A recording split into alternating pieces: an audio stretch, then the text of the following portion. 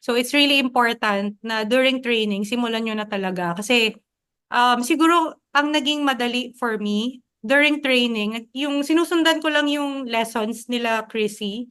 Like per step, gagawin ko na yun. Kasi kumbaga, meron na akong, nung bago pa lang ako mag-enroll, kinausap ko na syempre yung family member ko na gusto ko magkaroon ng project doon kasi nga walang available doon sa kasi bago ko nag-enroll inalam ko na si Six Sigma PH required talaga ng actual project. So nagkaroon ako ng planning and preparation before enrolling. Tapos sinusundan ko yung curriculum nila Chrissy. Like 'di ba may every session may mga papagawa sa inyo 'di ba? Ina-apply ko doon. And so I have November, December, January. So yun. Tapos yung mga 4 months siguro, yung start ng improvement. 3 to 4 months. Pero yun nga, kailangan isabay na dun sa training.